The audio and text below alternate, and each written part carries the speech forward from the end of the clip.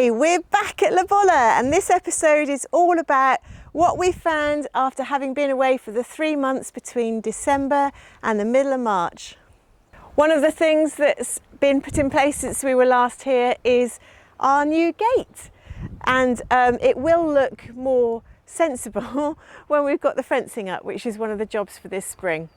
But at the moment we're really pleased. We've got a pedestrian access, and when we got the car, obviously we open it up and we can hide what's behind it. As always, when we arrive back here, we're both a bit, what are we going to find? And of course, there are lots of weeds. There's lots of beautiful meadow flowers, which is what we wanted. But also, before we left in December, I planted green manure. Well, I scattered the seeds of green manure around some of the olive trees, the ones at the front especially, because the roots of the green manure, when you cut it down, hold the nitrogen in the soil, and it's really good for the trees. So obviously it looks a bit messy, but importantly the green manure has grown. I'm keen to know how the plants have done, but there's no mistaking how well this lavandula canescens has done. It's looking very, very happy. And next to it, we've got a euphorbia, and it's just shot up while we've been away. Likewise, the Garolinthymerai, the pink one, behind it has done phenomenally well. All of these need pruning and the whole thing needs weeding. So this is literally our first day back. Whereas its brother next to it is looking really straggly, and it has not done so well. So because this has come back quite a lot, I might take this one out. And reassuringly, other things have survived. A few things have gone, but on the whole, I'm really pleased with how things are looking. Okay, we came back and our cisterna was full, which is great. At the moment, I'm pumping water from the cisterna, which is underground, into the 2 tanks above ground. One of the big things that I had to do first thing this morning though, is we have 3 filters. This is the 10 micron filter, and it was completely clogged. I think the reason for that is before we went away, I fixed some areas on the roof. So there was probably some concrete dust that fell into the cisterna, and this did the job. But I had to replace it first thing this morning because we had no water flow. So if you look down here,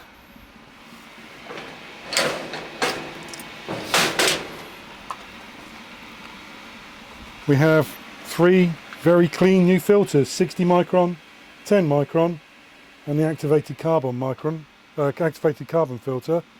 And we're pumping from here, filling the tanks up the top because we're full of water, which is really good.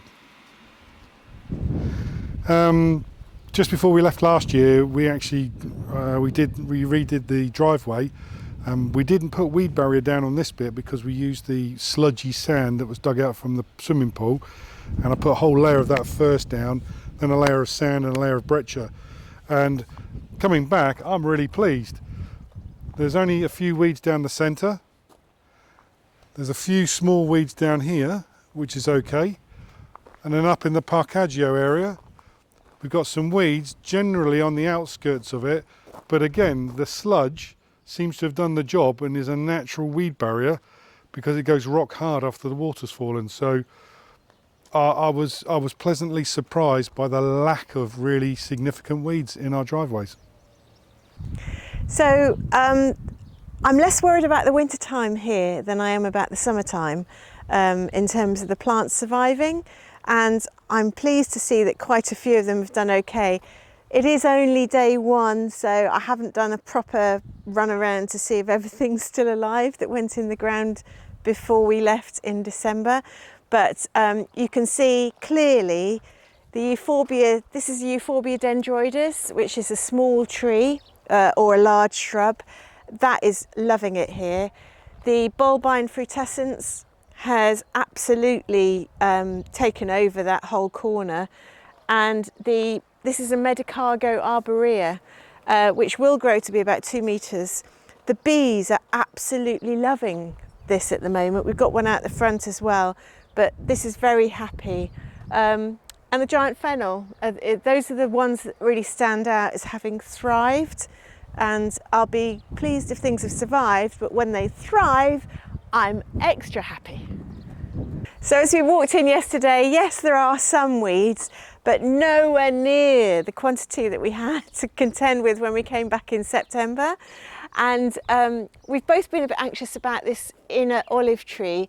It's definitely got signs of some xylella, but 18 months ago, I planted a Clematis turosa, and that is going to climb and, lovingly caress this rather sad olive tree if it dies. So I'm really chuffed with how this has taken off, although I'm going to have to cut it off the actual branches. And as we work our way through, the new lime tree that went in the ground in November looks all right. It's a bit yellow on the top.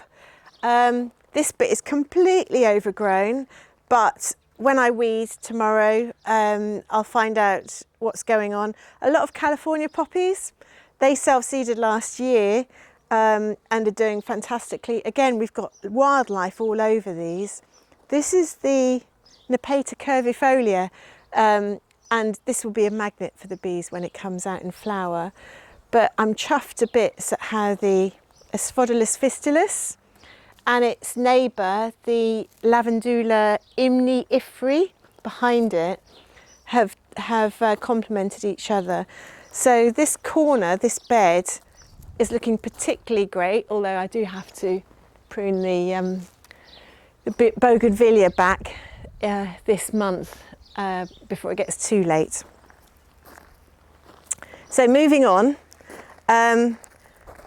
so there are some bits where they got hit hard in the summer but look as if they've survived. So this gazania is one of them. You can see the centre pit is burnt out, but we've got self-seeded growths on it, so I'm pleased with that. This Cistus purpureus went in, salvifolius went in just before we left, and that's just about survived. It doesn't look greatly happy. The one that's amazed us hugely is the Arctotis acaulis. That's this thing here. This is one plant, and that's the other plant. And when they went in, they were literally that big, and I had no idea they'd spread quite as much as this, but this is covered in buds, and in a few weeks' time this will just be the most gorgeous red orange. However, it's swamped the perovskias. There's two perovskias. There's a sage there, and there's a lavender that you can't even see, but that's under here. And I don't want to cut this wonderful thing back, but I might have to transplant some of the ones that are now underneath it. Okay, so some other pleasant surprises. The Thymus vulgaris, looking gorgeous. The Centaurea bella is looking amazing. And this Rosemary officinalis has really taken off. That's the most flowers we've seen on it so far, as has the Bupleurum fruticosa, which is a nice surprise because I thought that was going to die after the summer. But look at the lemons and the mandarins. Oh my goodness. We haven't actually got to it yet, and there's a lot of them on the ground, but we need to go through that tree and get the right ones off fairly quickly before they drop. And then of course it's more and more weeds underneath the citrus grove and everywhere, in fact, which will be like that until I can get to weed it. Part of being here is obviously collecting our own water, and I'll talk about the jar tank that we put in later, but the three IBCs that collect off the garage roof and the lavanderia roof are linked together, and as soon as we came back they're all full. So I've got 3,000 litres of water in there, and I've got an overflow pipe down here. And what we're going to decide to do is we can collect more water from those roofs. So we're going to put a 3,000 litre tank and a 1,000 litre tank here, move the two IBCs over to where the allotment area is going to do. So we're going to go from 3,000 to 6,000 litres, because we can collect it off the roof here, and we'll be able to use it either in the house or for irrigation. So I was really pleased with that. So it's probably, while we're talking about the allotment, it's probably worth getting up on the wall here and showing what's happened to the allotment since we were last here, because I planted some beans some garlic and some red onions. And even though it's covered in weeds, you can just about see where the onions and the garlic are, and of course the rows of beans. So it will look a lot tidier after a couple of days, but that's our allotment, and that's what Pete's talking about irrigating. Mound of earth is what was dug out of the pool. Has been featuring on all our videos for about the past 18 months. It has shrunk. It has shrunk And now. it's lowered. And I came up with this sort of idea, which Sally was very keen on, and so was Sally's son actually, that just before I left, I levelled this mound off. It was about 9 or 10 tonnes of moving of it. And this is going to be the Collinetta al Tramonto, which is sunset hillock. And the idea is I'm going to plant for Sally, or I'm going to do a border around here where she can grow plants that can trail down. And on the top of this, I'm going to have breccia stone all the way around. And then we're going to have an area inside the garden area where we can sit out, because the sun sets directly over there, and this will be the last place that we'll be able to see the sunset in the evening. And have a fire pit. Yeah, I'm still a bit of work in progress. You sold it to me on the basis of a fire pit. Maybe I'll put a fire pit down here, and I might even put up a pergola. Plans change, plans change. Well, no, plans are only options until they're plans. Look, see sunset hillock, Collinetta al Tramonto. Is it Tramonto or Tramontana? I thought it was Tramonto. Can't remember, we'll have to check. We'll do that. We'll let you know. And Sally's son is very keen for it to be finished before him and his friends come out in June. Understandably. Not sure that's going to happen. So the wall, Pete, the wall is going to stay.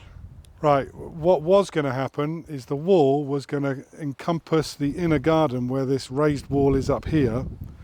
But what we're probably going to do now is the walls that come down the side, I'm going to extend and have a fence that fences the sunset hillock inside a fenced area. So run the fence in between the two olive trees to my left, run it outside here, and then I'll take it all the way to the allotment area and back in. So what we're going to do is extend our fenced area to encompass the allotment area to keep the dogs out, really. And Sunset Hill. Sunset Hill.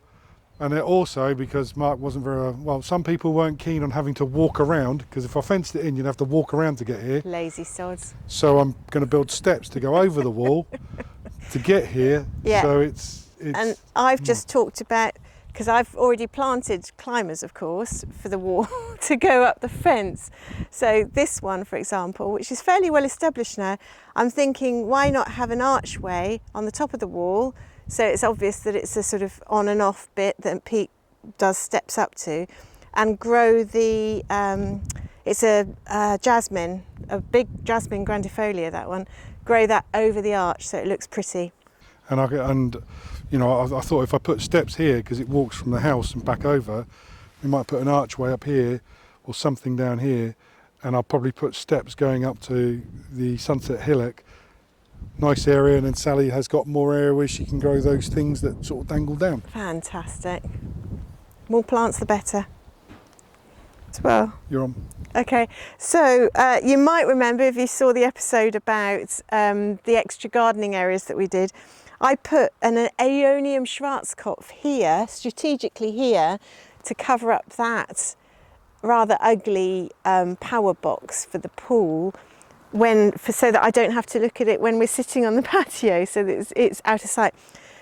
And when I looked last time, there was some of it there, but now it's completely disparu. Dove il pianto is not there, not there. Have to get another one. Yeah, Sally's got to buy more plants. Damn. That's sad. So we are in the middle of the countryside, and I have to accept that it's an ongoing battle with weeds, but this corner, despite having weed barrier underneath the breccia, the gravel, is a real problem. Every time I come back, I've got to take these masses of weeds out. But hey, it's what it is, and I'm happy. And the pool winterised okay, didn't it, Mr. L? Haven't lifted it up yet. Haven't looked underneath it. I don't really want to because I've got more other jobs to do. But it's done its job on the top. Yeah, I just don't want to look underneath. No, at I the know, moment. I know. That can wait. Shall I go ahead of you? Yeah, go on. Then. So Senecio Vira Vira, done really beautifully well. Really pleased with that one. This is a Salvia africana lutea. It's really unusual. It's got brown flowers. Never seen anything like it, but this is really, really loving its aspect here. As is the, this is a Salvia something Figueroa, and likewise, this is very, very happy. So some of them have really stood out and excelled. Toicrium over there, that big green ground cover one, that shot out since we were here last. And this one is attracting the bees like no tomorrow. That's a Toicrium azurium, and it's absolutely beautiful. We've got one here and one out the front, and the bees are all over it right now. Very happy. Okay, sorry. I was just looking at the tree. I've spent an inordinate amount of time on our large Chelina Donato trees. We've been trying to stave off the Exiella. So just before we went, I surgically removed all the Exiella from all of the trees, hard pruned the ones that are really affected. And I'm looking at the tree now, and it's looking really good. There are a few little bits of it, but I've got some nice green colour on the leaves.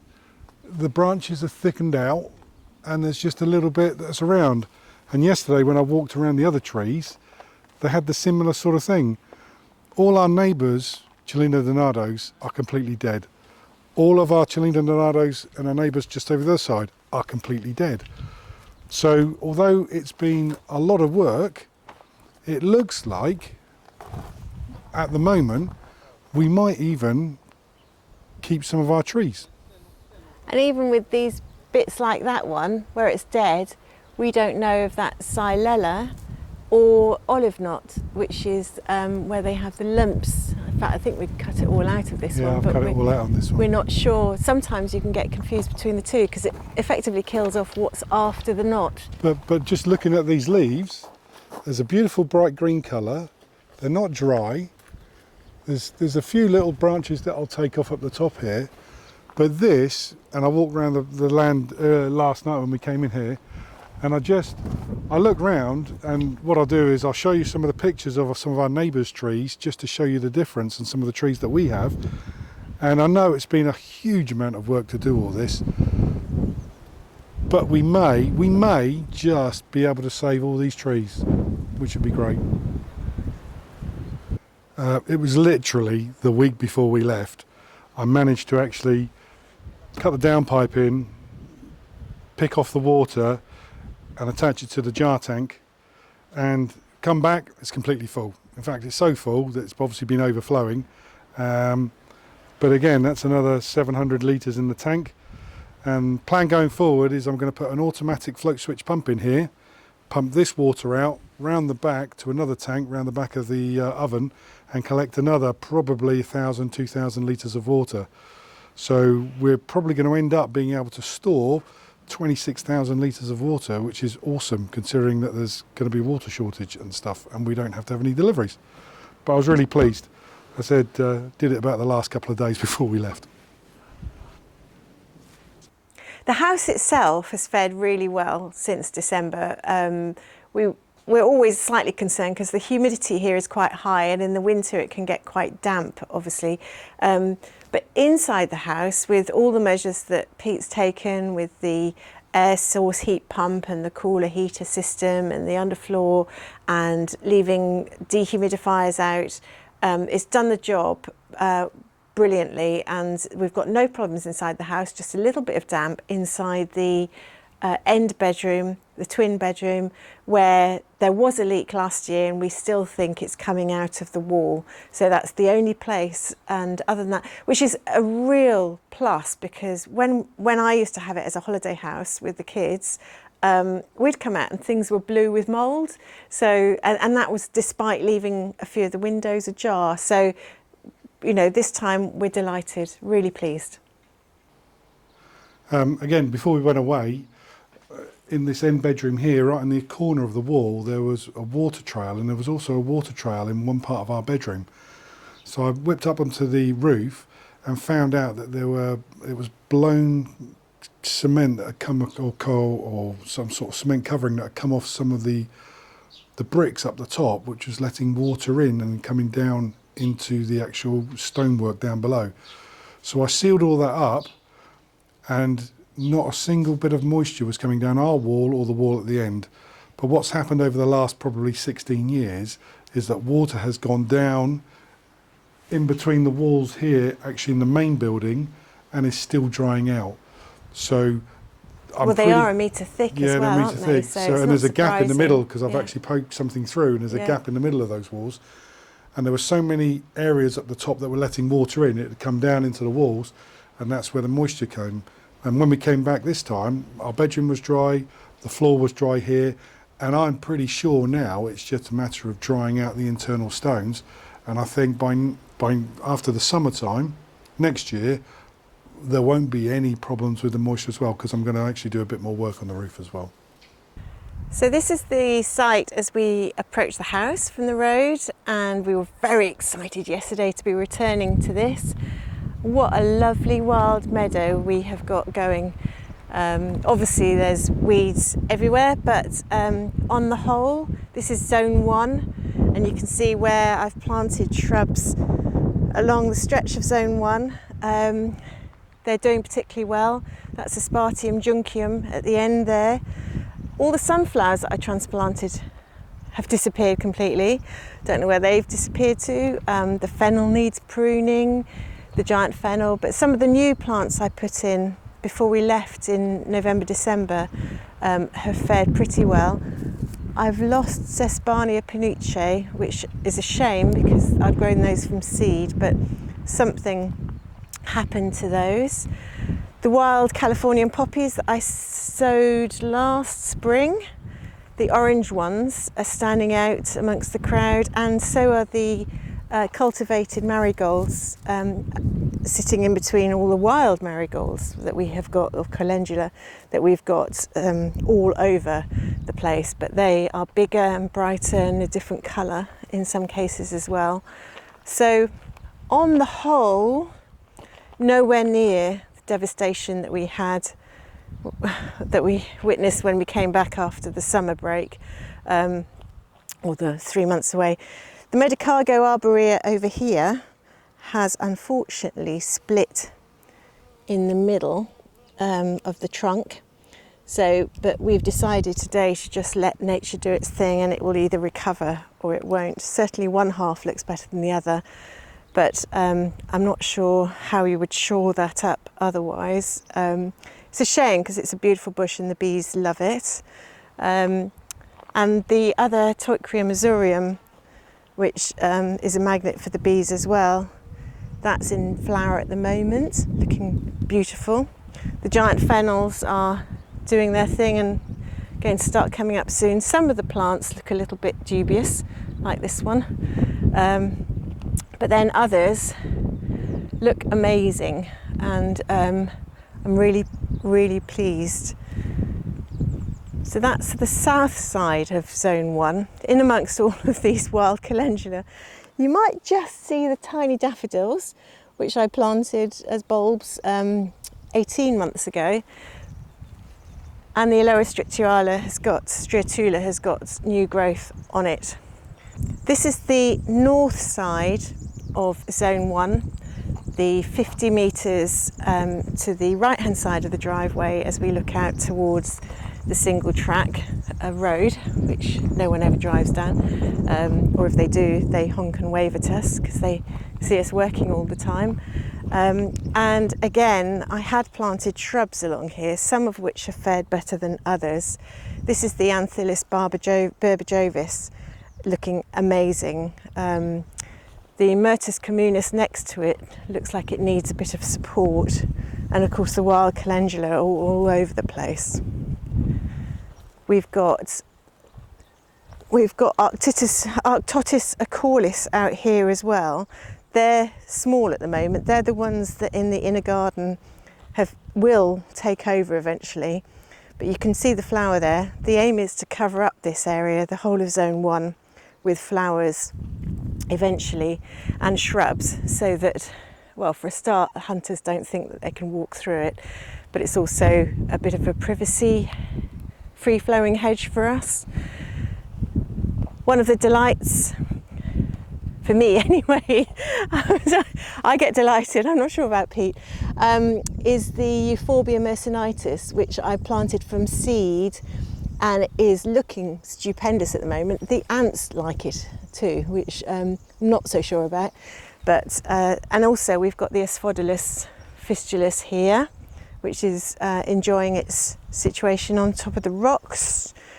The California poppies and the cultivated marigolds are scattered around. I just threw seeds randomly at one point last year in the hope that something would come up. And then we've got down here, obviously we've got the green manure underneath the olive tree here as well, which needs to be cut off now and the roots rotivated into the soil for it to do its job for the olive tree. Down here we've got a caper and a different type of Asphodylus and another mercenites, and we've got a Bupleurum fruticosum on the corner. So looking around, this place is just magical. It's good for the soul, it's good for us, keeps us really active and busy, and it's lovely for nature. It's good to see nature doing its thing. Directly opposite we have, it's not abandoned because it does belong to somebody, but we do have a house that has never been lived in. It's used for an allotment, as a lot of the locals do over here, is they live in the town and come out to their country abodes just really to work the land, and it's for sale. So I did ask Pete, should we find out how much it is? But this one is directly opposite our plot. Likewise, some of the land next door to us is apparently up for sale as well. Belongs to the uncle of Franco, who has become our friend, and he pops in with fresh eggs and fresh pomegranates and fresh figs just to say hello and be friendly to us. And he's lovely. He's our sort of unofficial security guard when we're not here. When we came back in September, I was absolutely horrified to see a lot of the 50 or so fruit trees that we had planted really didn't look like they had survived. But in most of the cases, I didn't want to take them out of the ground straight away. I thought we'd give them the benefit of the doubt. Unfortunately, this time, it's March now, it's pretty obvious to us which ones haven't survived. So this is one, it's an apricot, and right next to it is its brother, because I got pairs of everything, where it's survived but isn't looking very happy either, but at least it's got new growth on it. The cherries going down the line, there doesn't seem to be a lot going on at all, whereas most cherries are in blossom at the moment, so slightly worried about that. The almonds, which got pruned heavily by me in the autumn, are looking pretty good actually. We were slightly worried about them because they are getting old, and almonds, like olives, are prone to xylella, this horrible disease. But this is a cherry, and it got put in the ground. Is it a cherry? Yes, it is a cherry. It got put in the ground in November, and that you can just see the beginning of some buds there. So when you contrast this with the other cherries, I think they're dead, unfortunately. We're now in zone 2, and this Carpa brutus is displaying its amazingly beautiful pink flowers at the moment. I know one of the other Carpa brutus is a yellow flowered. I think the third one is yet to bloom, but this is stunning. You can see it from hundreds of metres away. It's so bright. Very relieved that not all the young fruit trees have passed on to their next lives, because this is a plum, And even though its brother or sister, the pair has died, this one is looking very healthy, thank you. These 6 trees are pistachio orchards, so they are just pistachios. You have to have 2 males and 4 female trees in order to get any nuts, which is interesting. And it was hard to tell in September whether any of them had survived, but this is one of the males and it's definitely alive and well, which is good. The other one is doing all right as well. So I think we've only lost one, which is this one. And it's always hard to see initially, but after 6 months you sort of know. So we're on our way to Tracy and Ivano's in the countryside. They're only about half a kilometre away from us, but it's a good opportunity to show what other people are doing with their olive trees as well. There's a lot of cutting that's gone on. You can see through the trees there. And we've noticed that the xylella has got particularly bad in some of this area as well. But that Trullo, I think that Trullo's for sale as well. So people are definitely selling up, and it might be because of the trees not doing so well, we don't know. Oh, Vendaisy, yeah, there you go, there's a Trullo for sale if anyone wants it. And look at this, they're cutting the olives. This is not the right time of year, is it? No. Oh no, hang on, it is. No, it's not yet. No, not yet, okay. They've planted beans underneath their trees as well, but the trees don't look great here. Try going up the front, So you can see the colour of the grey on the trees. That's typical of xylella. And look, these ones have been cut back completely. They've absolutely chopped them. And this is what people are trying to do in case they can save them. But that looks really sad. Very sad. Very sad sight, both sides of the road. They've left it a bit late. Well, the trouble is it's been a warm spring as well, so you're supposed to cut olive trees between 15 and 20 degrees. But it's shot up to what is now 20 degrees, 18 degrees at the moment. But it feels warmer because of the sun. We're just turning into Tracy and Ivano's, and they are featured on the Channel 4 programme, Help, We've Bought a Village. And Ivano is a fellow passionate person about plants. So I love coming here because he's always got something new. They're doing up their trulli, well, yeah, plural, lots of them, and they're going to make a business selling. It's Tracy with the dog.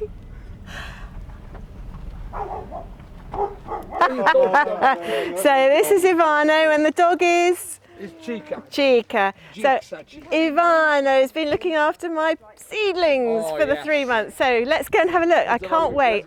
Can't wait to see them. Oh, look at you're always busy.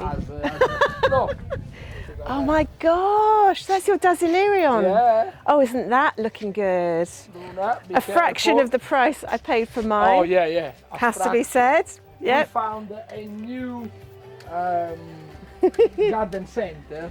Oh, whereabouts? In Latiano. In Latiano. Oh my God! I'll tell you where it is. It's amazing. Oh, look at Ivano's patch. Guy. Ivano the chef growing all his veg. Everything. Oh, The laundry. I want to know what you're going to do with all those fennel. Oh yeah, I'll show you. What are you doing with the fennel? Are you cooking? Oh, the fennel. I'm gonna do marmalade. I'm gonna do jam and a piccoli. Oh my God, pickled on salads and risotto. It's amazing. There we go. Look, they're still almost all alive, apart some that. Oh, don't worry, they were a little bit less, look at them. They're looking healthy. Yeah, these are looking good. They are, aren't they? Fantastic. I wish I could remember what they are. I've got the labels in them. Written down. Salvias, lots of salvias. Yeah. Nepera tuberosa. Nepeta tuberosa. Those are looking very healthy. These are another Those are Nepera, Tepozera. Salvia pomifera. And then this We got the Nepeta, more Nepeta tuberosa. And the one is there. Oh, don't worry. We'll get on top of them when we're back. So fantastic. Got some cutting from which we put in the ground here, which is what is that? That's for you. I mean, what they called capers. Caper Oh, bush. capers. So fingers crossed they'll take. I planted more Oh, fantastic. everywhere. Do I leave them in the pot for very Yeah, long? leave in the pot now. Okay. Don't move them for No. at least a year. If they take, if Okay. not, I'll go plenty more. Okay. And then I got you a little tree, a little. Oh, look. What's that? It's a Nespole. A Nespole. Leaf. Oh, the fruit. Yeah. Oh, look at that. A little Nespole tree. Look, so that's what it looks like when Yeah. it's not. Hang on, get my gimbal to work properly. Oh yeah, there we go. And then you can see but the fruit they're gonna be all like apricot. They look like. Yes, that's The right. same size. We used to have a Nespole and it got a disease. It went all black. Yeah. Anyway, that's that. I've, So before I shut it off, Ivano, you and Tracy are starting a business soon, right? Yeah. And it's going to be Fingers called. crossed. It's going to be called. Truly the serio. Okay. It's a B&B home restaurant only for our guests, obviously. yeah. Okay. And I'll do cookery lesson, which I've been doing in England, for 20 years. So it'll be very good. So when More does it for open? proceeding. When does it open? June. June. Definitely June. And how do people find out more about it? I mean, there is on Instagram, on Facebook, Truly the Serio, everywhere, and the website trulytheserio.com. So everything is out Fantastic. We'll link to Yeah. it from my YouTube as well. there. Good. So we're going to close off now and go and catch up properly.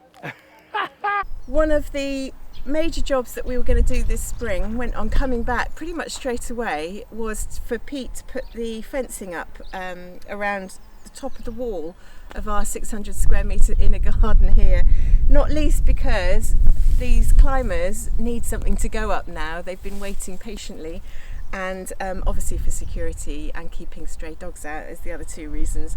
We went into our geometrist about something completely different the other day, because we both thought the project would have been signed off by now. It was completed in October last year, 6 months ago, and in December I provided everything for the geometra to get it closed. We went in, this is March, and only to be told that the commune still hasn't sent their person out to measure up and make sure that we've done everything according to the rules. So, no fencing. Major kibosh, and they sit there and they go, maybe by July, maybe you have it. So we're like, if it's not by July, it's going to have to wait until the autumn. Piano. Oh dear. I've got the English lurgy. Just got back. Oh my God, are you ready to go? I think it's recording. Oh, it's recording already. There you go. Well, if you made it to the end of the video, thank you ever so much for watching. If you'd like to subscribe, go on, give us a subscribe, give us a thumbs up, or if you leave comments, we'll get back to you as soon as we can. The next episode, slight change of tack. This is my Victron Easy Solar 5000 watt inverter, and this is the start of us. We've ordered loads of stuff now because we're going to go electrically self-sufficient. So there'll probably be two YouTube episodes on that because it's just so big. And our 6.5 kilowatt air source heat pump works a treat. The house is now at 19 degrees inside, quite easy just with underfloor heating, and it only pulls 1500 watts. So come back and see us when we're talking about electricity. Sally's eyes have glazed over already.